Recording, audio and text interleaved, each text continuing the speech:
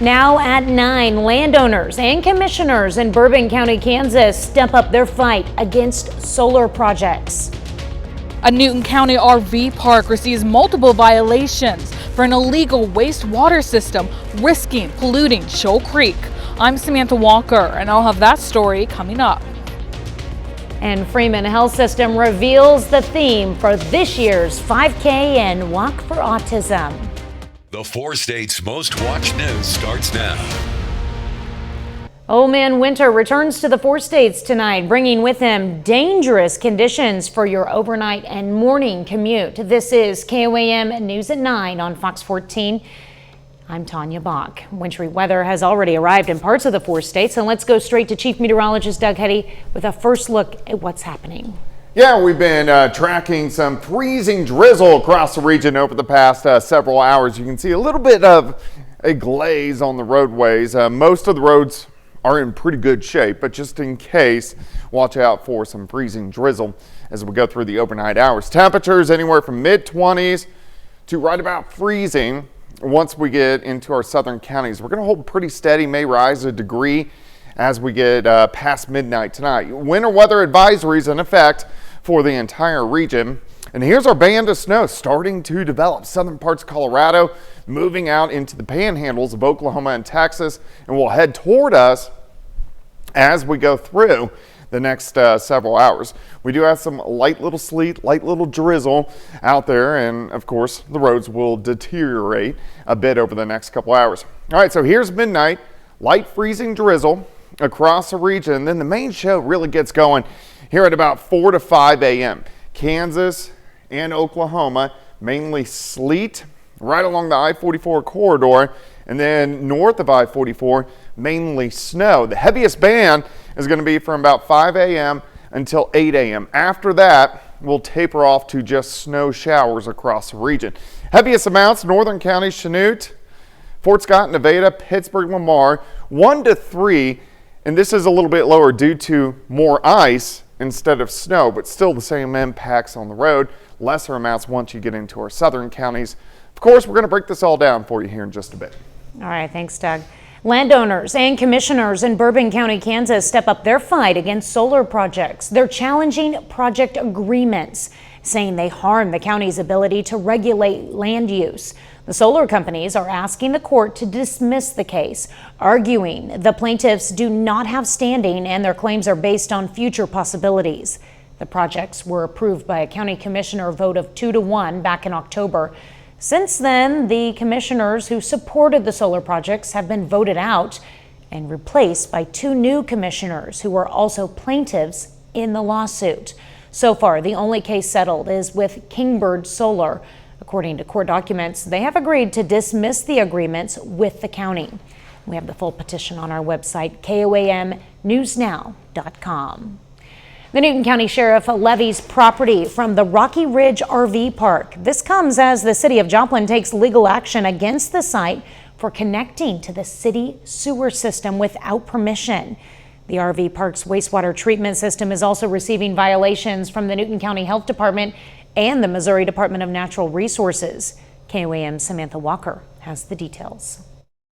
According to public court records, the city of Joplin's sewer line was tapped into from the property where the Rocky Ridge RV Park is located in 2023. Records show the city disconnected the services and excavated the sewer main. That main was found collapsed, allowing raw sewage to seep into the ground. Court records indicate the property owner refused to pay more than $5,000 in damages. In October 2023, the city discovered the property owner reconnected to the city system. In November 2024, the Newton County Health Department issued a notice of violation to the property owner for a, quote, illegal wastewater treatment system installation. Department officials say in that violation there was no record of a permit to install. An environmental specialist with the Missouri Department of Natural Resources confirmed they are investigating the Rocky Ridge RV Park wastewater system. The agency already issued several violations. They say those violations are for pollution to waters of the state or placing, causing, or permitting water contaminants in a location reasonably certain to cause pollution.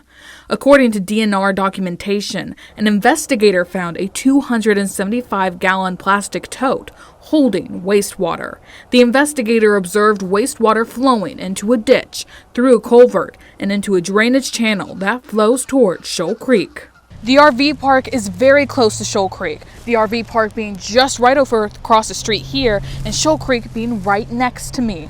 I've tried calling the number listed for that RV park multiple times to receive a comment, and each time it doesn't ring once, and it says the voicemail box is not available for that number. According to the Missouri Department of Natural Resources, the agency conducted numerous visits and issued several reports requesting a response from the owner. DNR says they have not yet heard back. The Department of Natural Resources told us in a statement the department has not observed visual evidence that wastewater has reached Shoal Creek itself, but they are continuing to monitor it. Reporting in Joplin, Samantha Walker, KOAM News.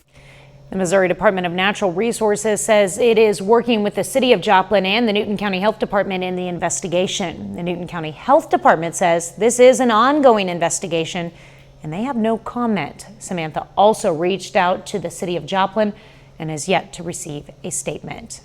Well, coming up, a ramp up at the border.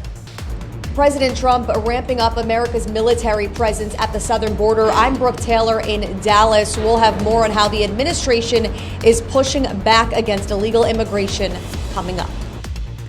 But first, with one of the sweetest holidays coming up this weekend, dietitians discuss how to avoid eating too many hidden sugars. With Valentine's Day right around the corner, nutrition experts say whether you're single and ready to mingle or in a serious relationship, it's still important to show your health some love. But with so many sweet treats and romantic dinners, a hallmark of this season, it can be hard to avoid adding extra fat and sugars into your diet. Fox News' Gary Baumgarten takes a closer look at how to have a healthier Valentine's Day this year. From candy canes around Christmas to jelly beans and Easter eggs and boxes of chocolate for Valentine's Day, holidays and seasonal treats can go hand in hand. Much of our culture is really kind of focused around food as part of celebrations. While balance and moderation are key, a number of nutritional experts advise centering holidays around more than just food. Maybe we focus a little bit more on Valentine's Day around making more memories than making more calories. Citing how certain items can add sugar and saturated fats into our diets. If you're going out for Valentine's Day, let's just say you get a steak and it's going to have some saturated fat, and then you're going to have maybe a cocktail, which is going to have some added sugars in it. And then you have some candy. According to federal guidelines, saturated fats and added sugar should both make up no more than 10% of our daily calories. On a 2,000 calorie diet, that's 200 calories from saturated fat and 200 calories from added sugars. But about 80% of Americans aren't meeting those guidelines. The common American diet is usually 12 to 15% of saturated fat and added sugars. Eating greater amounts of saturated fats and added sugar can lead to increased medical risks down the line. The consequences for saturated fat, it has a significant contribution for heart disease, and added sugars also adding to calorie intakes, which then contribute to the development of obesity and chronic diseases. Researchers say some foods may contain more of these ingredients than you realize. Checking nutrition labels can offer clarity. Gary Baumgarten, Fox News. Well, the theme is revealed for this year's Freeman 5K and Walk for Autism. It's Under the Sea. Freeman Health System hosts the event to help raise funds for supporting program development and scholarship help at the Bill and Virginia Leffen Center for Autism. 2.2% of the United States population is on the autism spectrum. Definitely vital. We know the prevalence of autism is now 1 in 36. So, and it's higher in boys. So we have a lot of kids that need to be served. And they definitely need program supplies, things that we can individualize their treatment. So this 5K helps out and buy those things that insurance doesn't cover. The event is scheduled for Saturday, April 26th, starting in front of the Leffen Center in Joplin. Well, Doug is next with a complete look at your forecast, and later with bouts of winter weather in the forecast, those with plans to travel may face slick conditions. Technology experts say vehicle data from cars can help plan for safer roads in the winter months.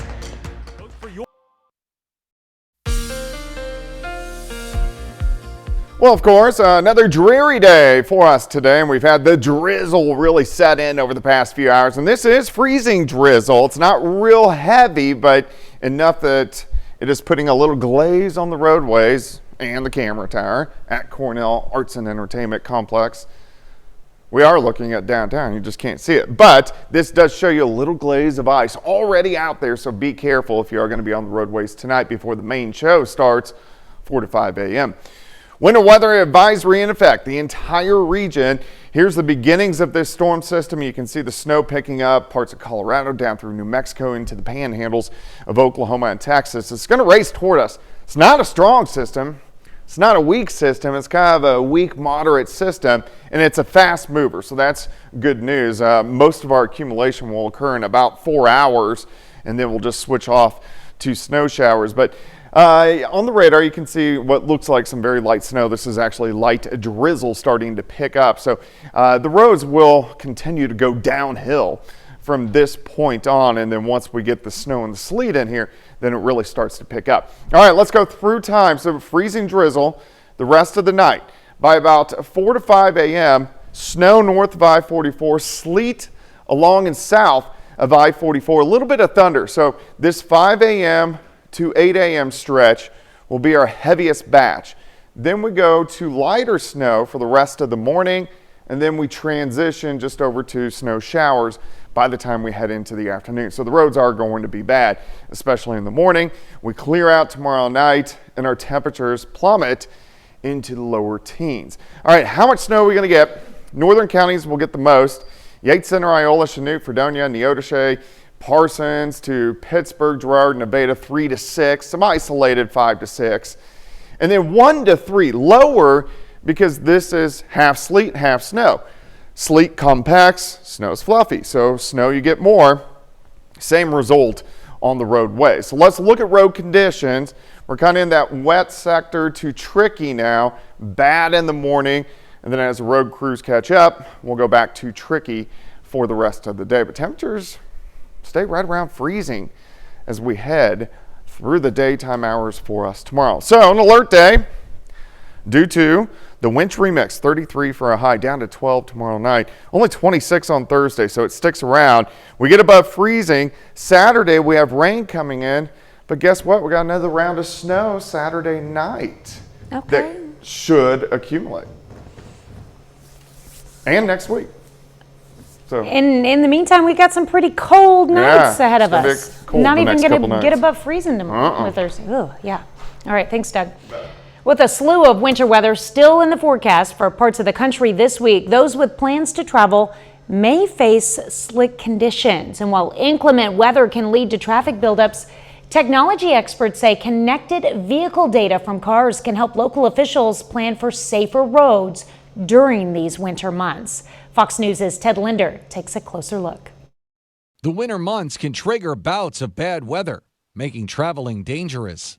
Everybody dreads those ice storms. And while those behind the wheel may need to take certain precautions, the navigating apps they use and/or computers built in the cars they drive may be collecting and sharing certain data, including their driving habits and locations. Civil engineering experts say it's being used in the name of safety, especially this season. I'm asked quite often about what are connected vehicles. The most basic information is the position, velocity, and heading of the vehicle. And the reason that's important is everybody looks at Google Maps or Apple Maps and they know green is good, red is bad, and that is connected data at its most basic element, whether it comes in from a phone or whether it comes in from a car. We're at the point right now where about 5% of the cars in the United States are connected. The data can be organized to show traffic patterns over specific time periods. And the reason that's of so much value to public agency is you can't afford the resources to manually go out and make those observations all over the place, whereas the cars are collecting that data. And being able to track and predict congestion on roads during storms can help drivers make more informed decisions. It provides us a tool to explain to the general public, here's the impact, and we can show speed slowing down, we can show periods of time where the road is totally closed, and then reopening. Local officials can also better plan for when to send out plows and salt trucks ahead of peak travel times. Ted Lindner, Fox News. Well, coming up, an excellent business. A local resident from Carl Juxon says she's increasing in egg sales. I'm Lonnie Walton in Carl Juxon. I'll have that story coming up. The U.S. Department of Education oversees $1.6 trillion of student loan debt owed by 42 million Americans. But in recent days, President Trump has talked about possibly dismantling the massive federal agency. CBS News business analyst Jill Schleichinger says it's highly unlikely the president can do that because it would take an act of Congress. But she advises borrowers to be ready in case there is a disruption with the agency's website. It's very important, she says, to be able to prove that you've been paying your loans. Well, President Trump sets his sights on getting rid of America's most used coin, the penny. Around 250 billion are now in circulation, but they could soon become a rarity. Each 1-cent coin cost about 3.7 cents to produce, costing the U.S. Mint millions of dollars every year. Some folks say they're no longer needed as payments move towards the digital space. But the plan is also provoking anxiety among business owners and the public, with questions lingering about everything from tax implications to rounding up or down. And President Trump signs an executive order reversing a Biden-era move to limit the production of plastic straws. Supporters of the order say plastic straws are superior to alternatives. But the Center for Biological Diversity released a statement saying, in part, quote, Trump is grasping at straws by trying to walk back efforts that most Americans strongly support to eliminate unnecessary plastic. Well, egg prices in the 4 states have climbed to more than $5 a dozen. KOAM's Lonnie Walton spoke to a local egg farmer and a consumer to get their take on the rising cost. I really slowed down on buying them. Teddy Swims is a resident of Cherokee County. He says he can afford eggs, but when he wants them, he says he's scrambling for too much money. Chickens aren't any bigger. The eggs are still the same size. They come from the same place, no feathers attached. Although we don't know for sure if everyone in the 4 states feels the way Mr. Sims does, egg farmer Tiffany Wheeler says customers are coming to her like crazy. Usually I put the eggs out about 8 o'clock in the morning and they're sold out by 11. They're definitely a big demand right now with the prices at the stores. Wheeler says her love for chickens comes from her childhood. My parents always raised us with chickens, goats, cows, rabbits. I've always been a country girl. And of course I had to ask her, what about that deadly disease, bird flu? No, that really doesn't bother me at all. But what does bother her is other predators. One of my fears is losing them to chicken hawks. Daily, we have major chicken hawks out here where we live. Wheeler does what she can to keep prices low. Local neighborhood Walmart, they're selling them for $5.46 a dozen. We sell them for $4 a dozen. Sims says things will eventually get back in order. Just give it time. Reporting in Carl Junction, I'm Lonnie Walton, KOAM News. Wheeler also sells duck and baby chickens. She says her chickens usually produce fewer eggs in the winter. A little later, a new Route 66 attraction offers a place to fuel up with rest. We take you to the groundbreaking. Committed to community service. Gearheads and community members took in a groundbreaking today for a series of gas station themed cabins. The Petrol Motor Court will be located on Main Street between 3rd and 4th in Galena, right on historic Route 66. The cabins will be modeled after vintage gas stations all the way down to the colors. A funny one that we picked is a Union 76. Not that that station is funny, but in 1976, we took a family trip from California to Pennsylvania. Everything was bicentennial, and in my 5-year-old brain, I knew that Union 76 stations would be called Union 77 stations the next year. So that's why we picked that one.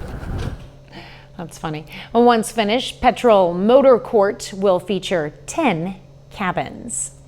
30 more minutes of news, weather, and sports is coming your way. President Trump is ramping up America's military presence at the southern border. How the administration is pushing back against illegal immigration. And as ICE continues its sweep across the country for undocumented migrants, we sit down with a Southwest Missouri man who's decided to return to his home country after 15 years. The Big Bang Theory, tonight at 10:30. Right here at Pittsburgh Interiors. You're watching the Four States Most Watched News. This is KOAM News at 9 on Fox 14. I'm Tanya Bach. In a continued push to curb illegal immigration, the Pentagon is sending more troops to the U.S.-Mexico border. Fox News correspondent Brooke Taylor has the latest from Texas. President Trump adding more force behind his fight against illegal immigration, announcing the deployment of 1,500 troops to the border in the coming days. That brings the total to around 3,600 active duty troops. In the week since the president took office, illegal crossings at the border have been plummeting. The Texas Department of Public Safety noted a significant drop this weekend, under 400 attempts per day. We're getting rid of thousands of criminals from our country. Meanwhile, the military is expanding facilities in Guantanamo Bay in order to hold up to 30,000 migrants. The Trump administration has said they plan to send the most dangerous illegal migrants there.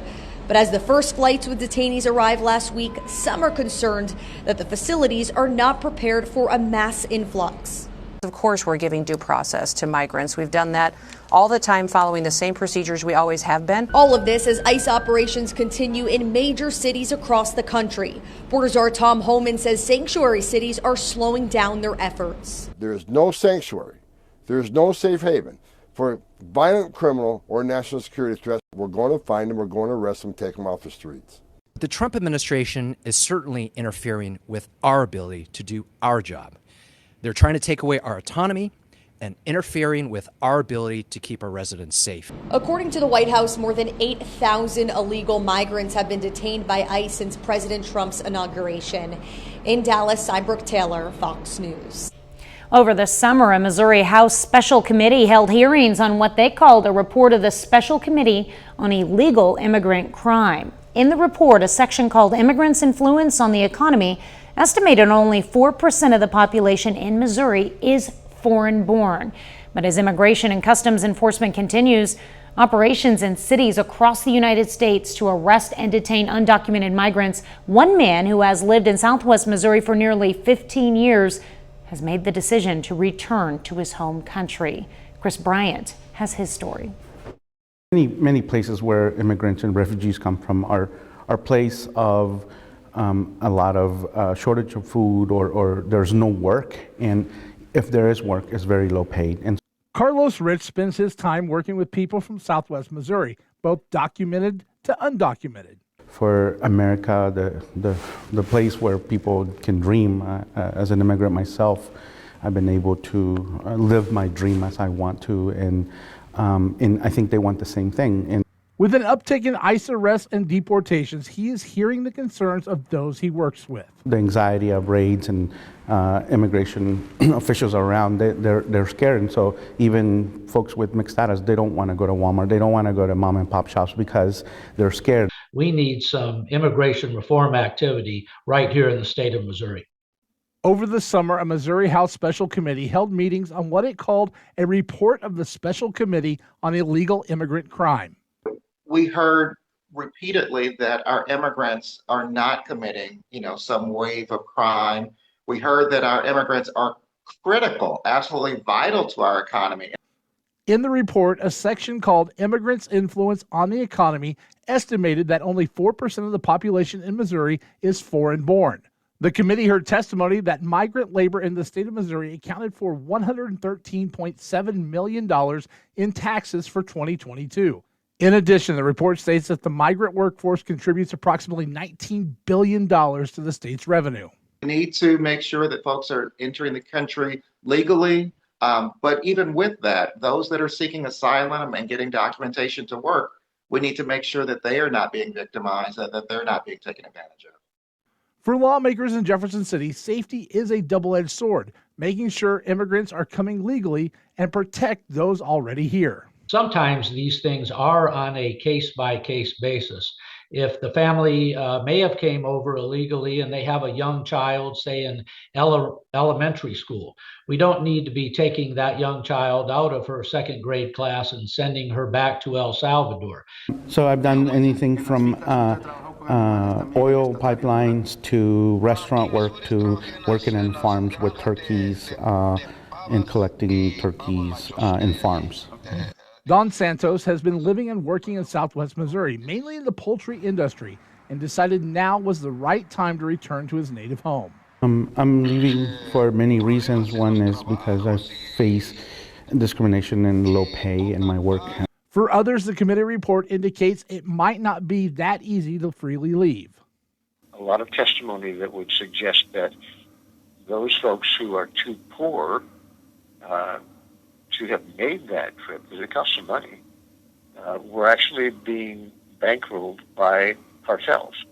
While some may be victims of sex trafficking or forced labor, the committee report states that crimes committed against undocumented migrants are rarely reported. One is that there, at this point at least, there's absolutely no way to quantify the amount of crime that's perpetrated against the illegal alien because by their very status, they're reluctant to report that crime.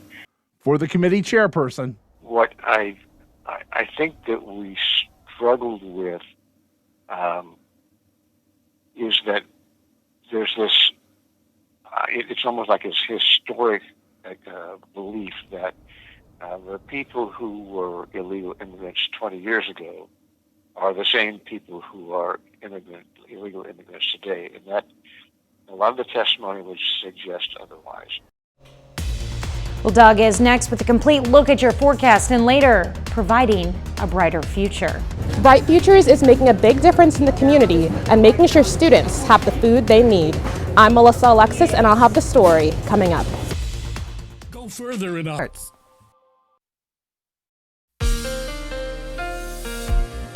Well, of course, we are tracking in our next winter storm. This is really our third decent one that we've seen so far this season. Not a big storm system, small to moderate, but it's going to cause some issues out there on the roadways. Already we got some freezing drizzle.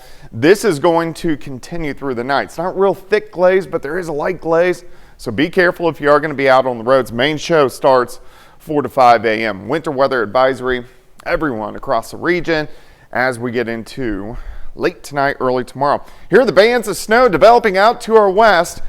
They're going to race toward us. Ahead of it, we're going to have the freezing drizzle the next several hours, and then picking up to light snow and sleet once we get, especially late tonight. We are seeing some light little snow showers with that band, which is picking up in our northwestern counties. So this is going to continue to develop. Overall, fairly calm. Next several hours, minus the freezing drizzle, and here it comes, and it's really going to come down. You're going to hear some thunder out there, and may see a little bit of lightning, which we call thunder, snow, or sleet. About a 3-hour period that we will have moderate, sometimes heavy sleet and snow. Temperatures kind of 30 to 32, but it will immediately accumulate on the roadways because of the rate it is going to come down. Mainly sleet south of I-44, mainly snow north of I-44. Once we get to 8 a.m., we switch over to more showery action, but still some light accumulations, and then just snow showers once we get into the afternoon. So not a long event, not a big event, but enough to do some harm on the roadways. All right, Yates Center, Fredonia, Neodesha, Chanute, Parsons, Fort Scott, Pittsburgh, Girard, Lamar, Nevada, Stockton, 3 to 6. There may be one band in here that throws out 5 or 6. 1 to 3, the mounts are lower because this is going to be half sleet, half snow. Sleet is compact, but even in this blue, you'll have the same road conditions across the region. The better road conditions will be in our southern counties, which they're still going to be tricky. All right, so tricky through the night, bad in the morning, back to tricky the rest of the afternoon. Here's your day planner kind of hanging out right around 32 to 33 degrees for afternoon highs. So an alert day tomorrow, down to 12 tomorrow night, 26 on Thursday, so we won't even get above freezing. We warm up a little bit Friday and Saturday. Rain over to snow again late Saturday. Another storm system, which could be a bigger one next Tuesday and Wednesday. And I'm looking like long term there, hoping that we'll have a good weekend the following weekend, though. That would be nice. Yeah, we'll take that. Yep. All right, thanks, Doug. Well, coming up in sports, a Mount Vernon High School senior signs to play football at Missouri Southern, plus Galena boys basketball tries to remain undefeated. John Dales has those stories and more up next.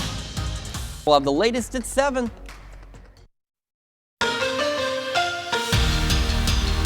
For the second time in as many days, Mount Vernon High School football has a senior signing to play at the college level, and this Mountaineer standout will be keeping his talents in the 4 states. Mount Vernon High School senior Danny Fields signs his national letter of intent this morning to continue his football career at Missouri Southern. Atiba Bradley and the Lions are getting an offensive lineman who has received all conference, all district, and all area honors. Fields says today's a moment that's been about 10 years in the making. It's been a goal of mine since I played in 3rd grade, and I'm here. I'm just excited to move to the next level and just show people from small towns can move up to play at big schools. Tonight in Missouri High School basketball, we've got a COC West rivalry game as the Webb City Cardinals play host to the Carthage Tigers. Webb City Lady Cardinals taking on the Carthage Lady Tigers, and this game was nuts. First quarter, Lady Tigers, Jaden Brunnert gets it and she drains the 3-point shot. Carthage leads by 12 after the first quarter. Second now, Abby Sargent starts to take over. She finishes through contact here. Cardinals tighten it to a 1-point game. She scores 23 points. Final seconds of the second, Lauren Choate with the steal, and off the fast break, her layup is good at the buzzer. Tigers have a 3-point lead going into halftime. Third quarter, Ashlyn Brust nails a 3-pointer from the corner, and the Tigers lead by 10. Cardinals not finished though. Fourth quarter, Sargent floats it to Adeline Maxwell. She knocks it in, and we're tied at 47. That's twice that Webb overcomes a double-digit deficit. Clock winding down in the fourth, Sargent finds Whitley Key. Her 3-pointer is money, and that's the dagger. Webb City makes a big comeback to defeat Carthage 59-53. The Cardinals boys also take down Carthage. This one back and forth as well. Final score 64-58, and Webb City avenges a 3-point loss to the Tigers from back in December. And over in Kansas, Galena boys high school basketball is at home tonight. The Bulldogs have had a dream season thus far. Entering this evening, they're in first place in the CNC with a 15-0 record.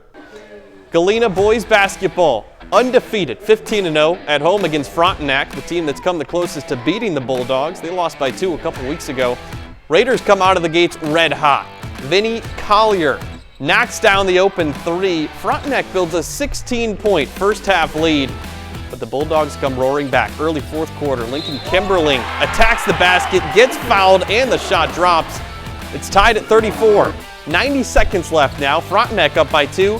Kimberling again, this time for 3, and he puts Galena on top by 1. That leaves one more chance for Frontenac. Less than 20 seconds to play.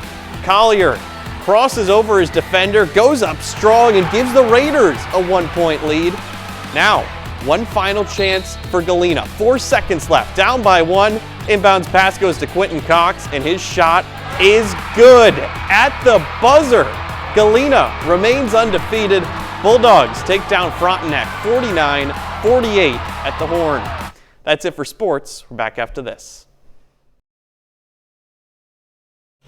Bright Futures is making a big difference in the community and making sure Joplin students don't go hungry. KOEM's Melissa Alexis shows us how.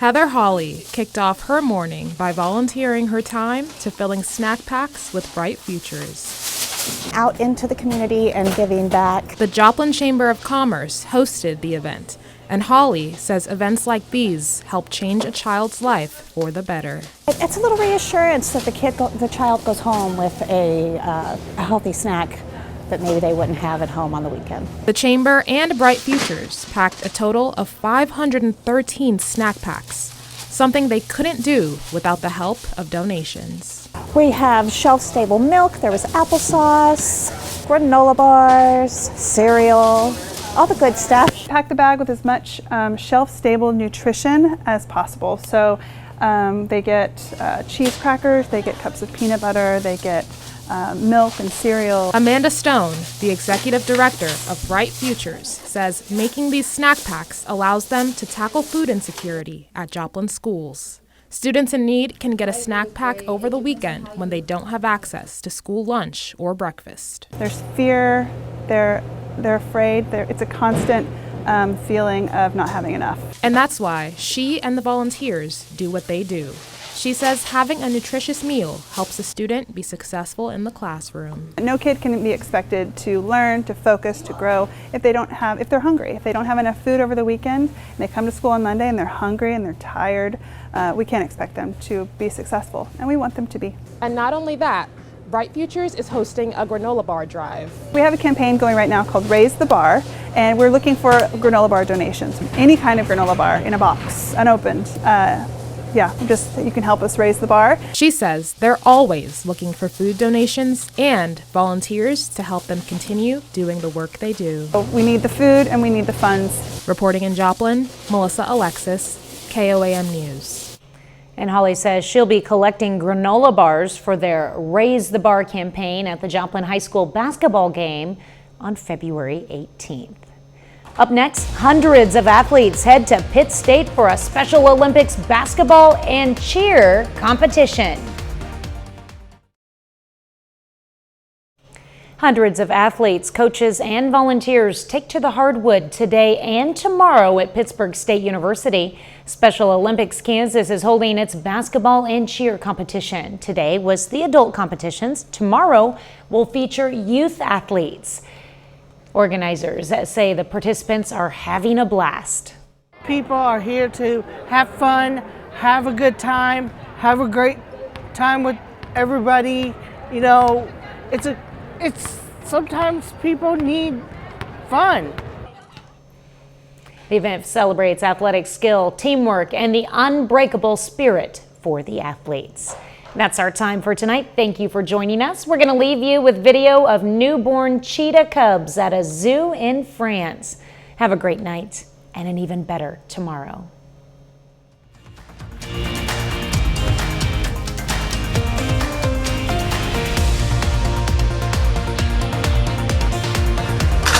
On est là derrière bébé.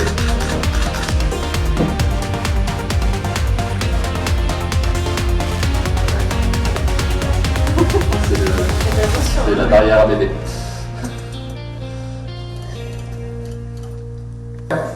Marche.